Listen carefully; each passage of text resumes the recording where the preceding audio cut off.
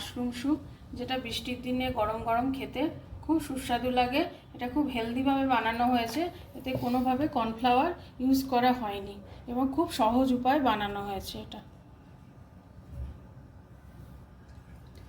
Mushroom soup বানানোর জন্য mushroom তো খুবই প্রয়োজন, তাছাড়া আমার রয়েছে সুইট কর্ন, একটুখানি ফ্রোজেন মটর, আর এটা একটা পেঁয়াজ, কয়েক কলি রসুন, একটা টমেটো, আর এইটা স্যুপ বানানোর মেন ইনগ্রিডিয়েন্টস যেটা হলো ধনেপাতার নিচের অংশটা। এটা স্যুপের টেস্টটা অনেক বেশি বাড়িয়ে দেয়। আর অনেক বেশি মাশরুম এই কারণে লাগবে কারণ এটা মাশরুম স্যুপ। আর আমি যেহেতু কর্নফ্লাওয়ার ইউজ করব না, তাই কর্ন, সুইট কর্ন আর এই মটরটা নিলাম। মাশরুমটা আমি কেটে নেব।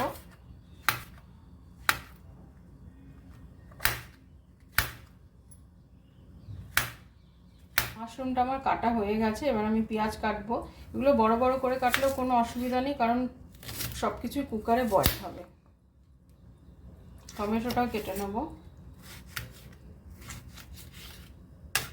আমি প্রেসার কুকারে একটুখানি জল ফুটিয়ে নিয়েছি, তারপরে আমি কেটে রাখা মাশরুমগুলো সব দিয়ে দেবো, সুইট কর্নগুলো সব দিয়ে দেবো,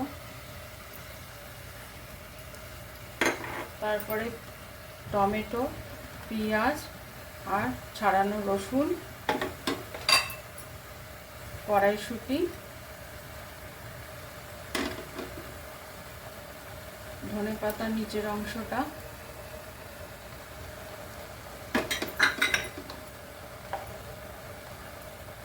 একটু গোলমরিচ গুঁড়ো আর নুন।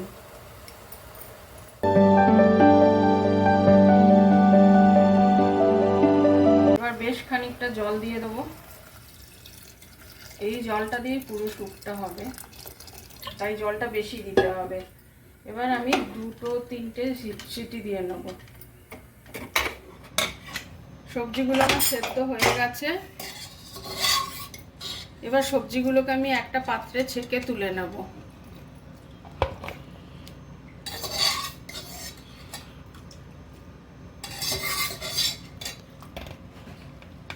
এবার বাকি যে জলটা আছে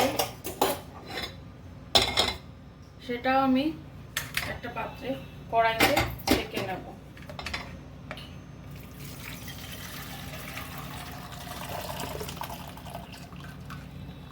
আর বেঁচে যাওয়া সবজিগুলো আমি এখানে নিয়ে নেব। এবার এই সবজিগুলো আমি মিক্সার গ্রাইন্ডারে এটাকে গ্রাইন্ড করে নেব, তারপর এইগুলো এতেই মেশাবো।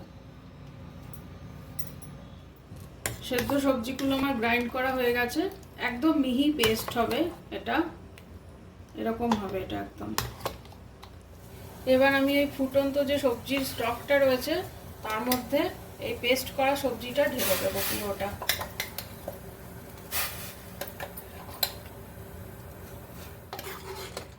এবার এটা আমি ঢেলে দিয়েছি, এবার নাড়িয়ে নাড়িয়ে এটাকে একটু ফুটিয়ে নেবো ভালো করে। এখন আর আমি নুন গোলমরিচ কিছুই দেবো না, কারণ ওগুলো সবজি সেদ্ধর সময় আমি সব দিয়ে দিয়েছিলাম। আমার মাশরুম স্যুপ রেডি হয়ে গেছে। এর থিকনেসটা ঠিক এই রকম থাকবে। কেউ যদি পাতলা খেতে চায় তাহলে একটুখানি পাতলা রাখতে পারে, কিন্তু থিকনেসটা একটু এরকম থাকবে। এবার আমি লাস্টে এর মধ্যে একটুখানি বাটার দিয়ে দেবো আর একটুখানি গোলমরিচের গুঁড়ো ছড়িয়ে দেবো।